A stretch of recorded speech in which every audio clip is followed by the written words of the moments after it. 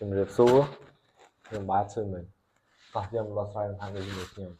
មុននឹងចាប់ផ្ដើមខ្ញុំសូមស្វាគមន៍ទៅកាន់បងប្អូនជួយចុច like share ដូចជា subscribe ទៅកាន់ channel YouTube របស់ខ្ញុំអ្នកមួយផងដើម្បីជាការលើកទឹកចិត្តមកដល់ខ្ញុំបាទឥឡូវយើងចូលទៅមើលប្រធានលំហាត់ទី86ជាមួយខ្ញុំប្រធានលំហាត់គេឲ្យគណនា limit ខាងក្រោមនេះក limit x ទៅចិត្តបូកអនន្តនៃ x បូកឲ្យ ln នៃ x ដកឲ្យ2ហើយខ limit x ទៅចិត្តបូកអនន្តនៃ e ស្វ័យគុណ x បូកឲ្យ 2x ដក1ហើយគោ limit x ទៅចិត្តបូកអនន្តដូចគ្នានៃ x e ស្វ័យគុណ x បូក x ការ៉េបូក1បាទអញ្ចឹងដើម្បីដោះស្រាយលំហាត់នេះបានយើងត្រូវដឹងលក្ខណៈមួយចំនួននៃអនន្តរបស់ limit ហ្នឹងអញ្ចឹងលក្ខណៈរបស់វាគឺ limit x ទៅចិត្តបូកអនន្តនៃ x វាស្មើនឹងបូកអនន្ត limit x ទៅចិត្តបូកអនន្តនៃ e ស្វ័យគុណ x នេះក៏ស្មើបូកអនន្តដូចគ្នាប៉ុន្តែ limit x ចិត្តបូកអនន្តនៃ e ស្វ័យគុណ x នេះវាធំជាង x ហើយដល់ពេល limit x ទៅចិត្តបូកអនន្តនៃ ln x ស្មើបូកអនន្តដូចគ្នាប៉ុន្តែអា ln x នេះតូចជាងគេបន្ទាប់ពី ln x មកគឺ x ហើយ e ស្វ័យគុណ x បានន័យថាវាអនុគម logarit នេះហើយ x ធម្មតាហើយអនុគម exponential គឺយើងអាចសរសេរបាន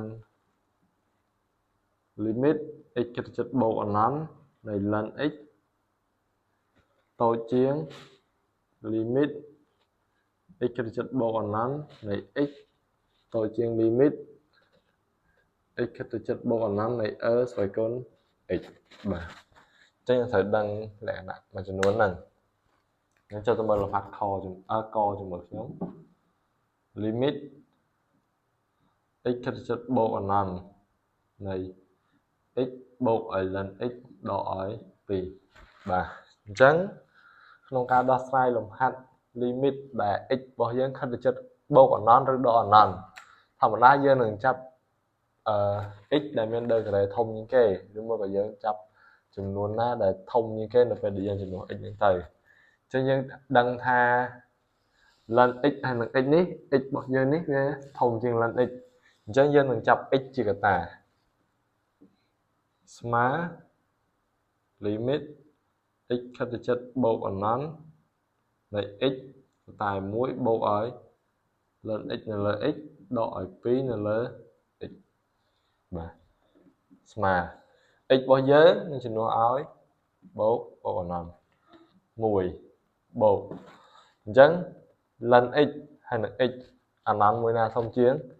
គឺអនន្ត x នេះធំជាងអញ្ចឹងបើកាលណាអនន្ត x នេះធំជាងបានន័យថាភាគបែកនេះអនន្តភាគយកនេះជាលេខហើយអញ្ចឹងវាស្មើ0អានេះលេខលអនន្តស្មើ0អញ្ចឹងស្មើនឹងបូកអនន្តយើងអាចដាក់ដូចនេះមក